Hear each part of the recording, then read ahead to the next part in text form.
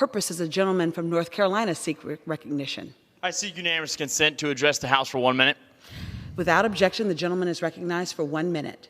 Madam Speaker, the Taliban is emboldened today. They have found a new reason to cry death to America. That reason is Joe Biden. His foreign policy is not America first, it's Taliban first. Mr. President, listen carefully, and I'll say it slowly just for you. No man left behind. That's leadership. Here's my pledge to the Taliban. You may chant death to America today, but mark my words, the levers of power will be in strong hands soon. If you harm an American, we will rain down vengeance upon you with the wrath and fury that will put the fires of hell to shame. Psalm 91 promises us that God will be our refuge and our fortress. But you do not worship my God or heed his promises. So when we come for you, there will be no refuge, no cave, no crevice you can crawl into that will save you from our wrath. So to those who hate America and all that we stand for, read my lips. I am young and I have a long memory. When power in Washington inevitably shifts, we will not forget you because we're in the business of killing terrorists. And pretty soon, business will be booming. With that, I yield back. Members are reminded to refrain from engaging in personalities towards the president. Members are reminded to address their remarks to the chair and not to the perceived viewing advance. Thank you. Look forward to seeing that. Senator Rubio. Thank you. Mr. Secretary, in your statement, I think that the most troubling thing is the following quote from you. Even the most pessimistic assessment did not predict the government forces in Kabul would collapse while U.S. forces remained. I'd back that up by saying you also cite General Milley, who said there was no indication that there would be a rapid collapse of the Afghan army and government. For much of last year, I was the acting chairman of intelligence. I'm now the vice chairman of intelligence. I've been tracking this very, very closely.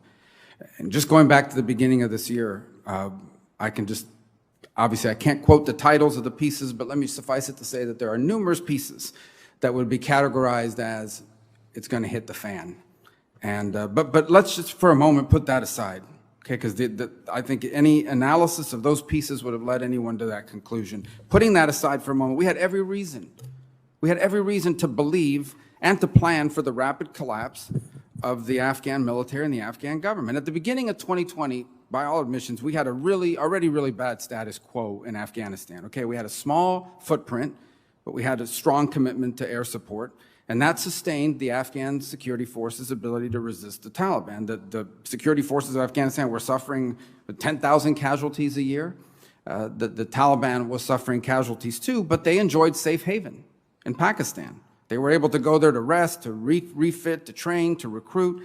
And so in summary, even before the withdrawal, we had a terrible status quo. The security forces, a small number of U.S. forces, continued to die. We had U.S. losses as well. I want to mention that. But the Afghan government was still fractious and corrupt. And the Taliban had an unchallenged safe haven in Pakistan. Or put another way, and paraphrasing your own words from your opening statement, if after 20 years and hundreds of billions of dollars in support, equipment, and training, there's not enough for the Afghan government or the Afghan security forces to become more resilient or self-sustaining, what did we think was going to happen as that support began to be removed? What did we think was going to happen when that terrible status quo was changed? It doesn't take some exquisite piece of intelligence or some brilliant analysis to conclude that if you radically change an already bad status quo, by removing U.S. and NATO forces, by ending enablers and air support, the status quo was going to collapse in favor of the Taliban. This is not an argument in favor of staying. I think that ship has sailed, okay? Because I know a lot of time has been spent on justifying the withdrawal. We're not debating the withdrawal. What I'm arguing is we had a terrible status quo as is, by your own admission. The Afghan government, even after billions of dollars in 20 years, was not self-sustaining, was not resilient.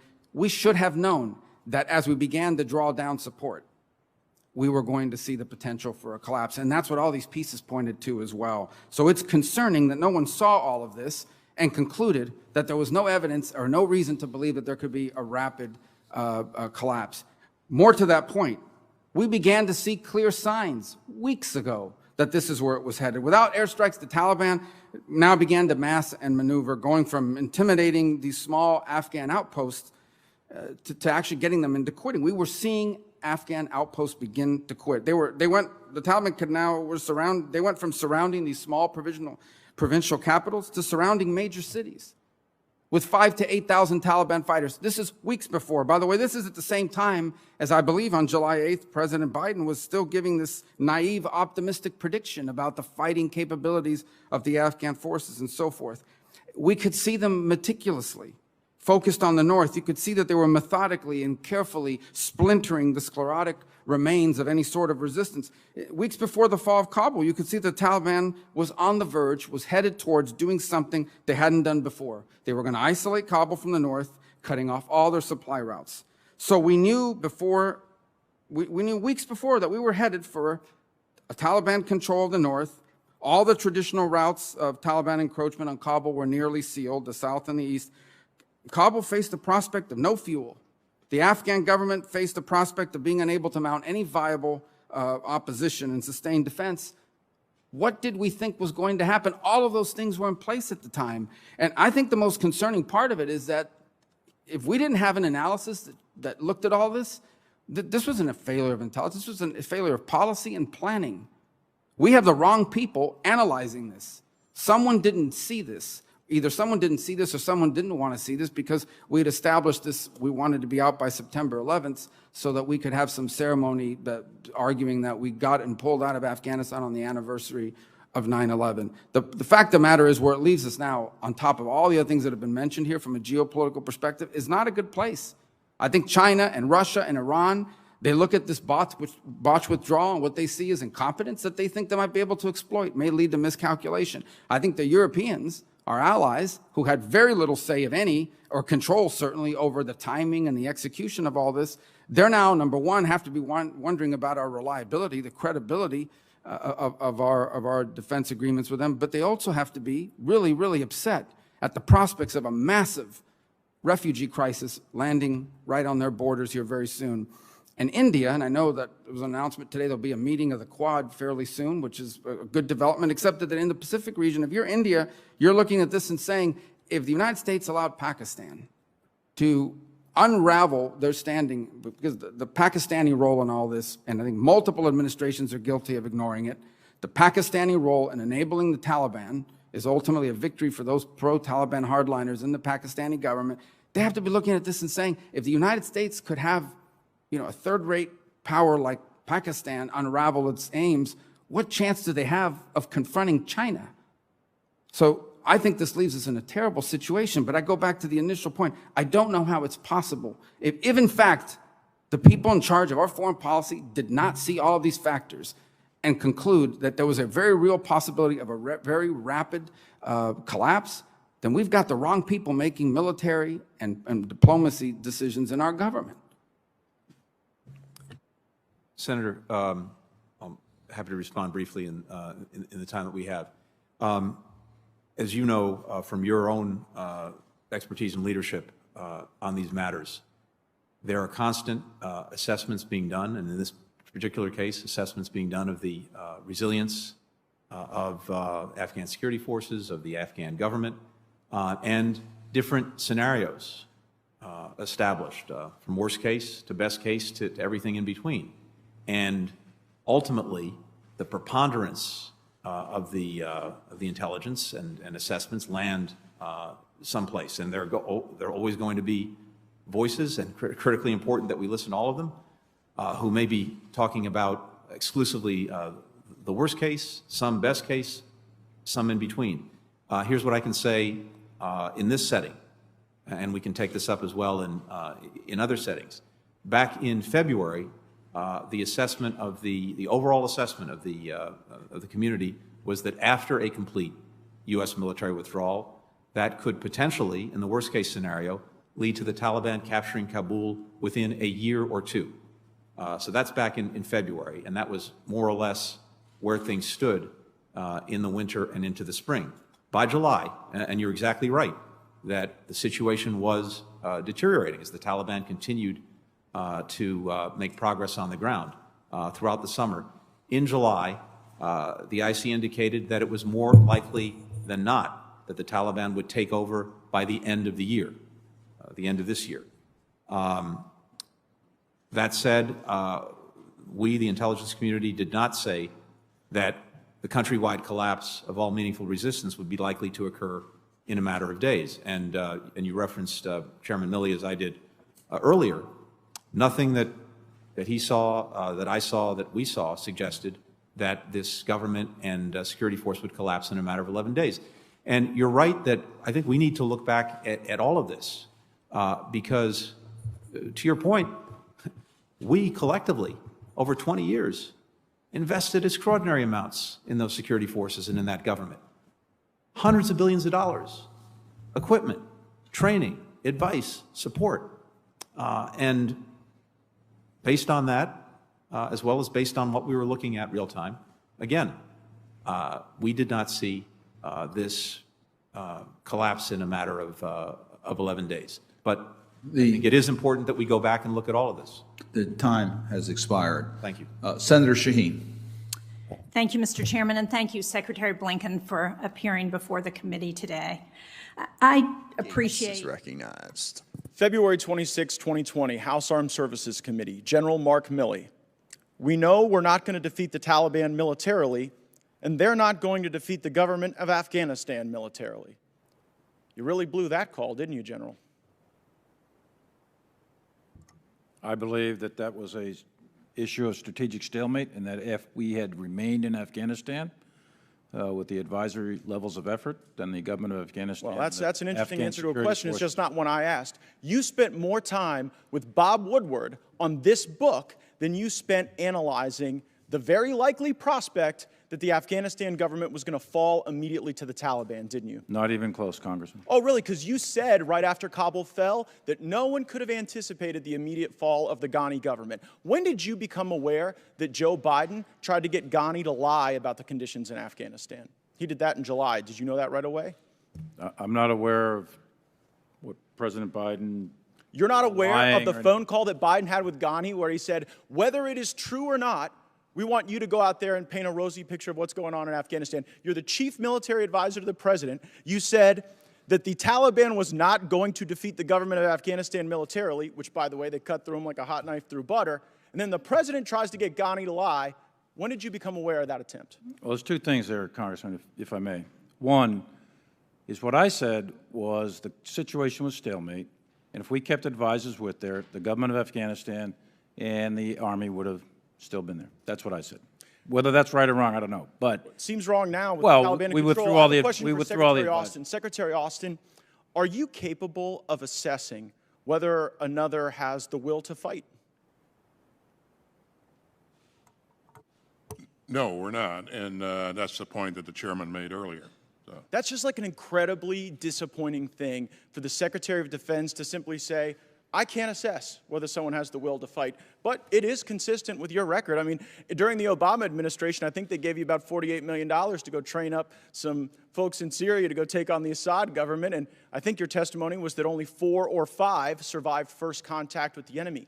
So what confidence should this committee have in you, or should the country have in you, when you've now confessed to us, and whether it's the swing and a miss in Afghanistan that General Milley talked to the Senate about yesterday, total failure, or whether it was your failures in Syria, you don't seem capable to look at a fighting force and determine whether or not they have the will.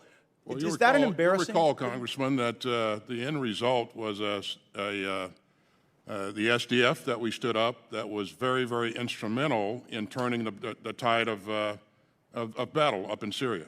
Oh, yeah, turned it so much. You've got Assad in power in Syria. You've got the Taliban in power in Afghanistan. I mean, where have you been? The focus was ISIS, Congressman, and those forces had significant effect on the ISIS network. It just seems like you're chronically bad at this, and you have admitted that, I guess, which is to your credit.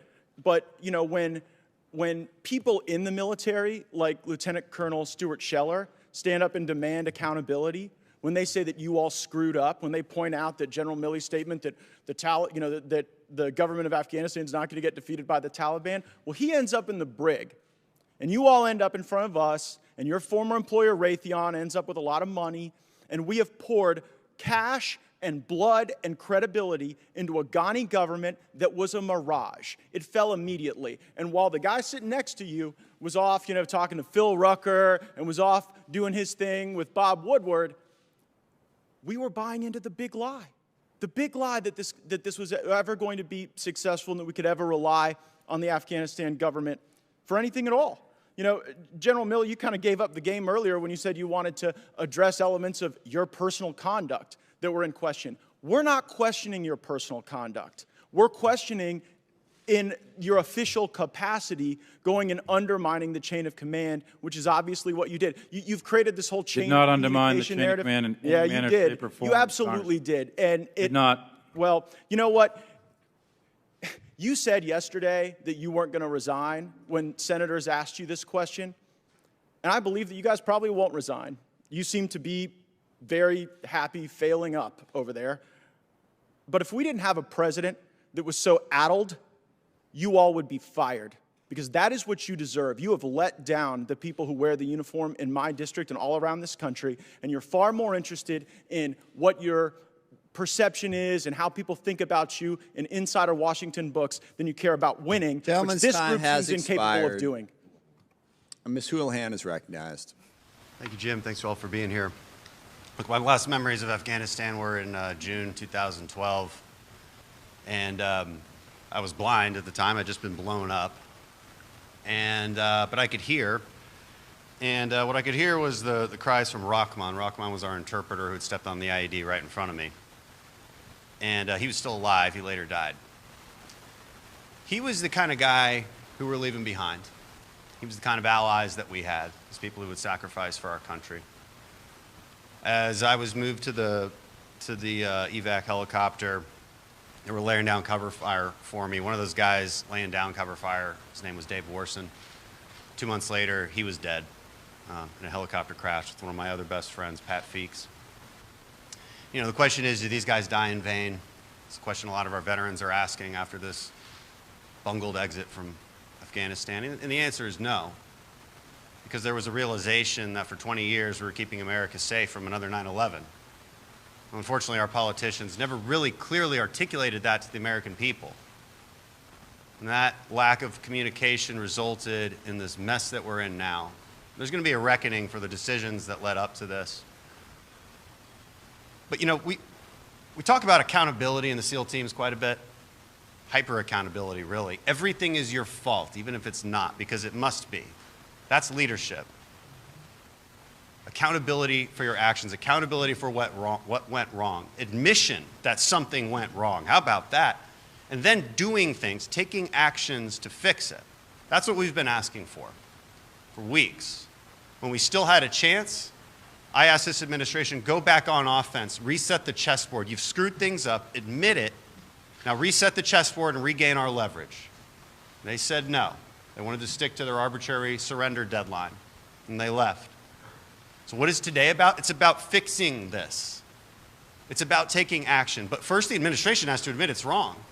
Stop running victory laps. It's like the arsonist claiming they did a really great job putting the fire out, when in fact there's actually still people inside.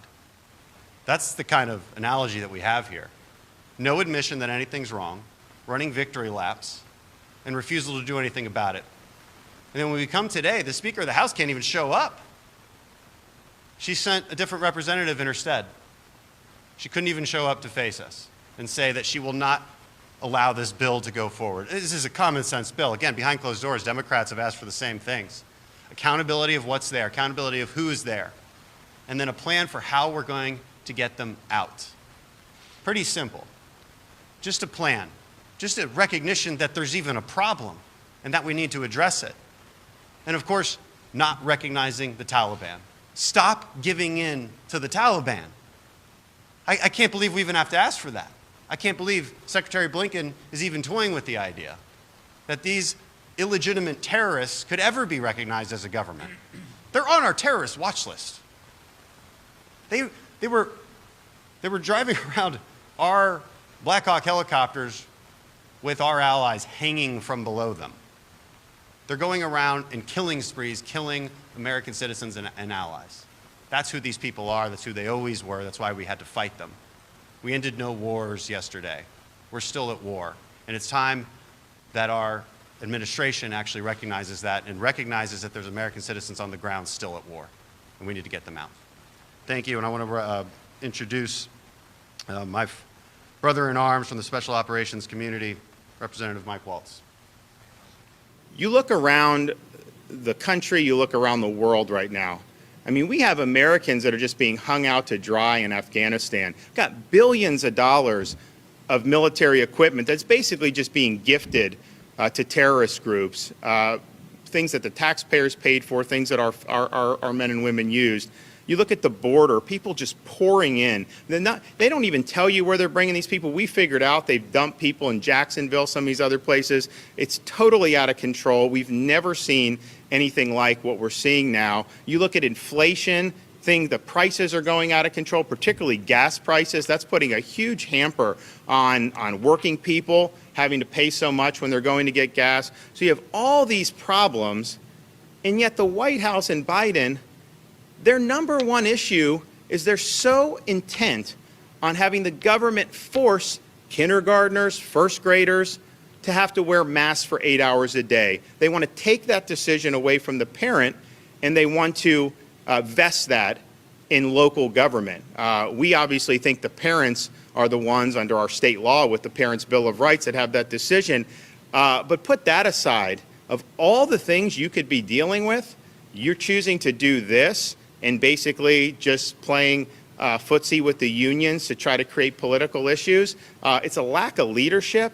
And meanwhile, hey, come here. So meanwhile, while all the world burns and while parts of our country burn, you have this obsession that a little 5-year-old, should not be able to go to school without wearing that mask for 8 hours a day. And just as a parent, I'm offended that the federal government thinks that they know better than we do as parents. And in Florida, we want to make sure that we're standing by our parents. Thanks, everybody. We'll see you. Subsequent vote going on as well.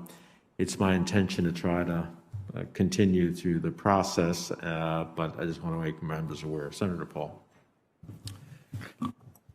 I've advocated for an end to the Afghan war for over a decade. I'm glad it's finally over. But never in my worst nightmares could I have imagined that an administration would leave $80 billion worth of weaponry to the Taliban. Dozens of planes and helicopters, thousands of armored carriers, hundreds of thousands of automatic weapons, and worst of all, 13 of our brave young men and women. Never in my worst nightmares did anyone or conceive of such a colossal incompetence. Abandoning Bagram Air Force Base will be remembered as one of the worst military decisions in our history. Holding no one accountable, having everyone circle the wagons and say, hey, we all agreed abandoning Bagram Air Force Base was a great idea. This is going to be remembered by the people. Holding no one accountable for letting the base go, it will be remembered. To add insult to injury, this week you've now released $64 million in aid to Afghanistan. Don't we have some prohibition against giving aid and comfort to the enemy? Now, the argument from the Biden administration is, we're giving it to charities, and it's for the good of the people, for poor people, and for women. Well, the Taliban has a history of taking this. Throughout their governance, they would take the money. This was a big complaint we had when they were in power the last time. They now have $80 billion worth of weapons, 350,000 automatic weapons. Are we really naive enough to believe that we're just going to keep sending charity to Afghanistan and they're not going to interrupt it? I think that's a foolish notion. The $64 million, though, is the tip of the iceberg. There's still about $10 billion out there that was designated for the Afghan government. Can you pledge today, without equivocation, that the Biden administration will not release any of this money to the Taliban? Absent the Taliban making good on the commitments and expectations of the international community that I've outlined previously, that's correct. Maybe we could deduct a fee for the weapons they took. So, Senator, on the weapons, again, I'll defer to my colleagues at the Pentagon who are more expert in this. You're right that about $80 billion worth of weaponry has been provided over the course of the last 15 or 16 years. Much of that, the significant weaponry, planes, helicopters, is actually inoperable, will soon become inoperable because it can't be maintained. In terms of the strategic threat that weaponry poses, it doesn't to us or to Afghanistan's neighbors. But you can't say you're not going to give them the money. If they behave, you're going to give them the money. Why don't we subtract the 80 billion from the 10 billion you're going to give them? Then they're minus 70 still. I mean, really, the fact that you're entertaining good behavior that they'll get more money, I think is a big mistake and a naive notion that we're going to somehow change this Stone Age philosophy by giving them more of our money. We've sunk trillions of dollars over this. This is our chance to have a peace dividend. Let's quit sending good money after bad. The guy the Biden administration droned, was he an aid worker or an ISIS-K operative?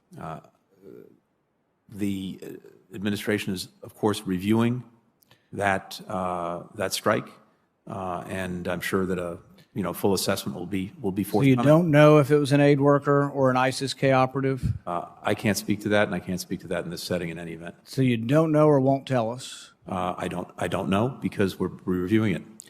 Well, see, you'd think you'd kind of know before you off somebody with a Predator drone, whether he's an aid worker or he's an ISIS-K. See, the thing is this isn't just you. It's been going on for administration after administration. The Obama administration droned hundreds and hundreds of people. And the thing is there is blowback to that. I mean, I don't know if it's true, but I see these pictures of these beautiful children that were killed in the attack. If that's true, and not propaganda, if that's true, guess what? Maybe you created hundreds or thousands of new potential terrorists from bombing the wrong people. So you got to know we can't sort of have an investigation after we kill people. We have an investigation before we kill people. We've got plenty of bombs. We can bomb almost anything we want from anywhere in the world. Maybe we should have bombed the helicopters and the planes that we left behind. I mean, even though you said you didn't know any of this and it was all surprise, once they took all of our stuff, we should have said you got 20 minutes to get out of it because we're going to blow it all up. Then you would have sent a message of strength. Instead, we bombed somebody who we're not sure whether it was an aid worker or an ISIS-K operative. See, that's not sending a signal of strength. And in the end, there will be more blowback from it. If you killed an aid worker on accident, I mean, do you think we're better off because of that? You really could have acted in a position of strength, but you could have made the basic decision, the basic fundamental decision that really ruined the whole thing for you was a military decision to abandon Bagram Air Force Base before you left, before the Americans were out. Anybody can argue, and you may have a point, that it happened more quickly than we thought it was going to happen. Okay, that's an honest mistake, still a huge mistake. And when people make mistakes in the military, they ought to be relieved of their post. But leaving Bagram Air Force Base, I think, is an unforgivable sort of mistake. It's going to be remembered in history, but if you do nothing about it, you leave all these people in place and say, oh, well, we all agreed. It's like, then maybe everybody needs to go. I mean, but really, it was a terrible mistake. But releasing money to the Taliban will add insult to injury. It'll be terrible for the memory of the 13 soldiers who died in the end, who were the final soldiers to die in this war, if you end up giving money to the people that have been ruining the Middle East and Afghanistan for decades. I hope you won't release the money, and I think it'll be a big mistake. Thank you. I understand Senator Schatz is with us. Representative Mast.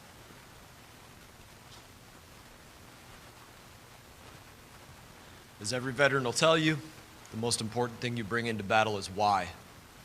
The why for this battle that we're talking about today, that Representative Gallagher just spoke about, is very simple.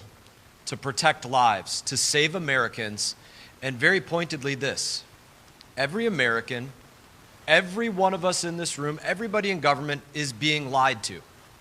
When they send somebody out to the podium, when they send Blinken out to the podium, it's to lie to the American people.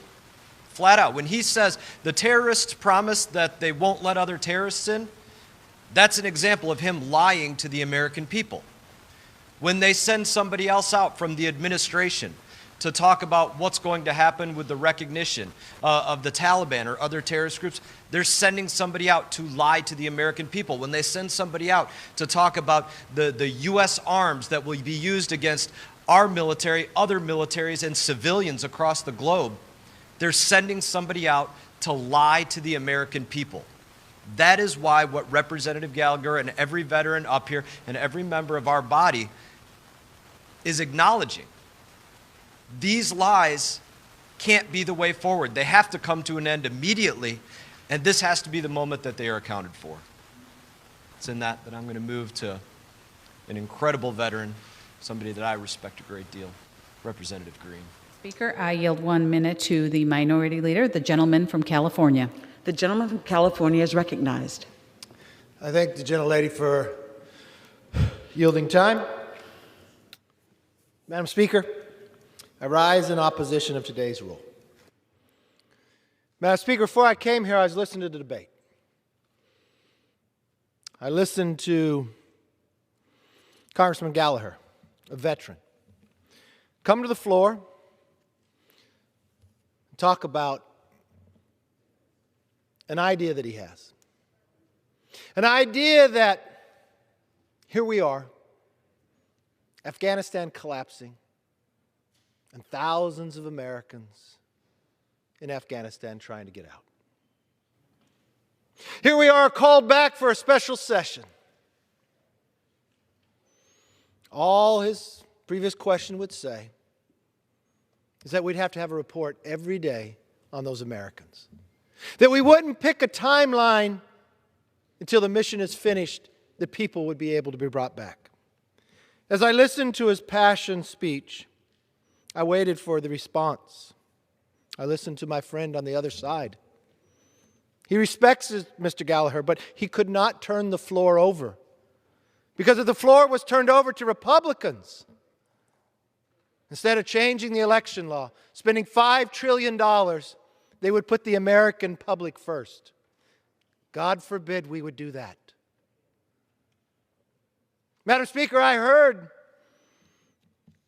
the Democrat on the other side say we could not turn the floor over to Republicans to let the American public know how many Americans were there. Devastating, devastating to allow that to happen. This week, the House is in session for the first time since Kabul fell to the Taliban. What's happening in Afghanistan is a disaster for America's security and credibility. Not for just today, not for next week, but for decades to come. Other countries are questioning whether we have the resolve to honor our word because of the bungled withdrawal. President Biden magnified this damage over the past week by hiding at Camp David, delivering incoherent speeches, and reported to failing to contact a single foreign leader for 36 hours. Today, he signaled an unconditional surrender to the Taliban, promising to leave in just 7 days. We just had a classified briefing for all the members.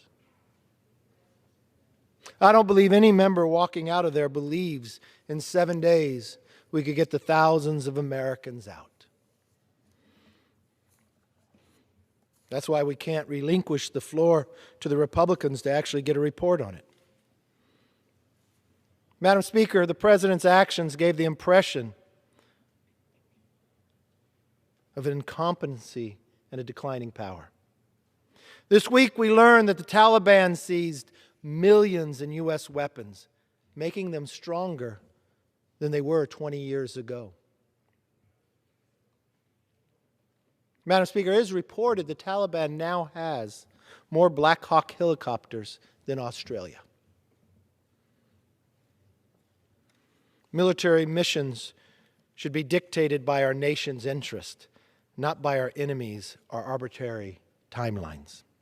And right now, there's no greater national priority than getting our people home. But I just heard from the Democrat on the other side that we could not relinquish the floor to allow Mr. Gallagher, a veteran's previous question, to come up.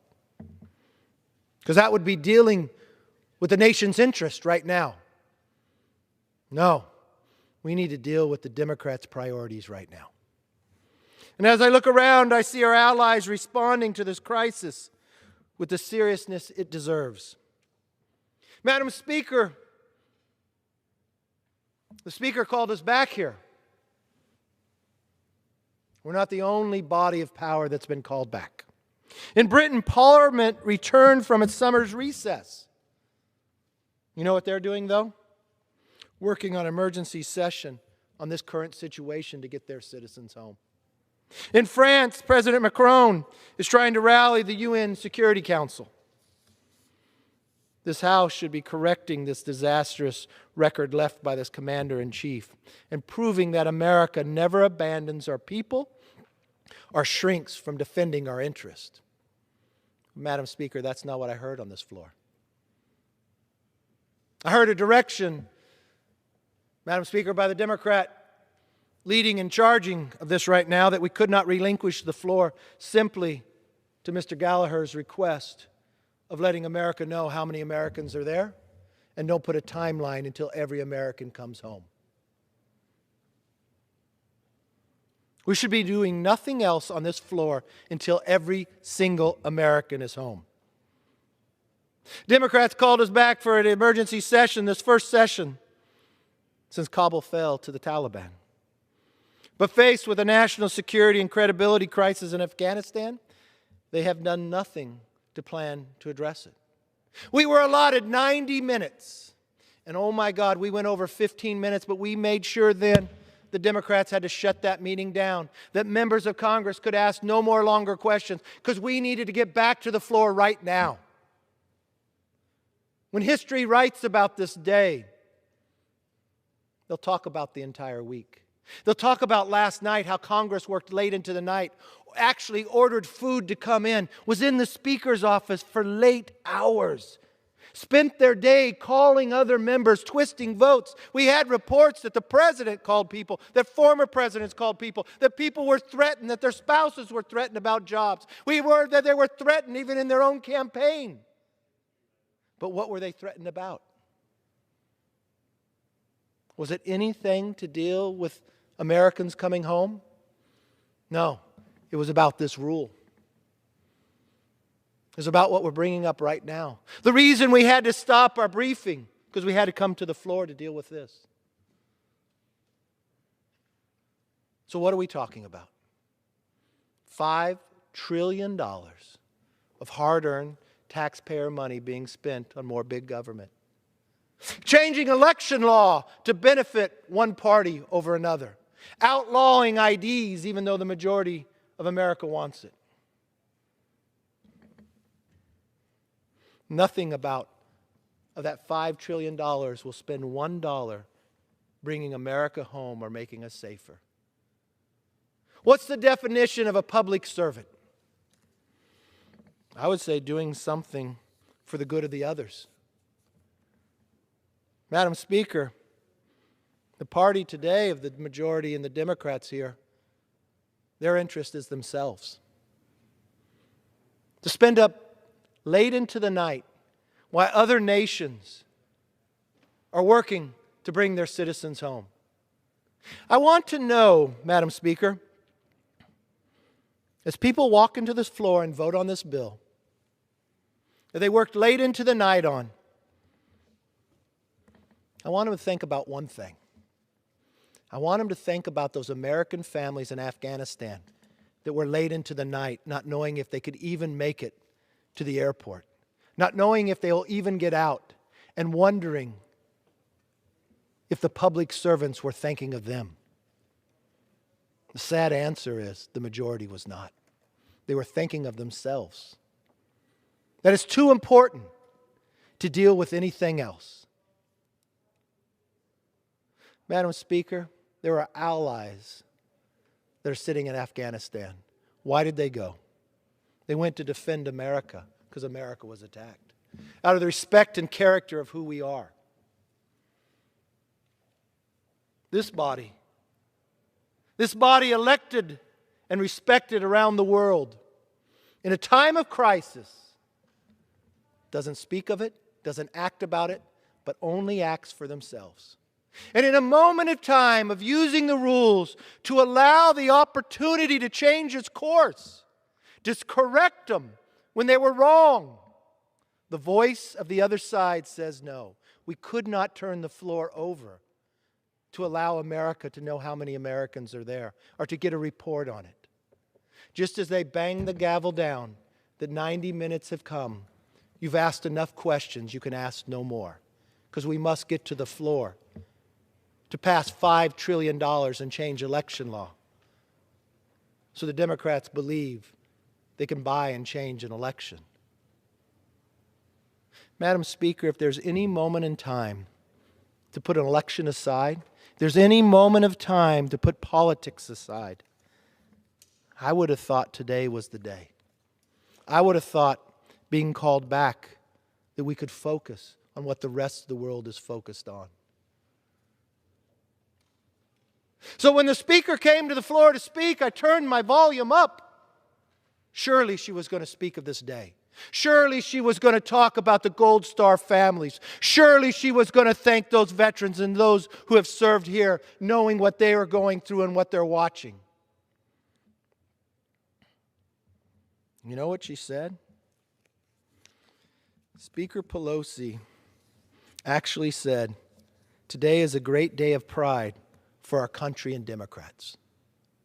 Today is a great day of pride for our country and our Democrats.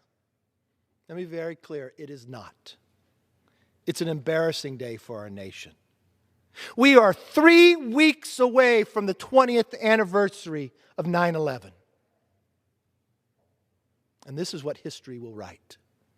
This is what you did with your majority. This is what you controlled. This is what you made sure you would not release the floor for the idea that Americans can find out how many are stuck in Afghanistan or how they're going to get home. I hope you're proud of that.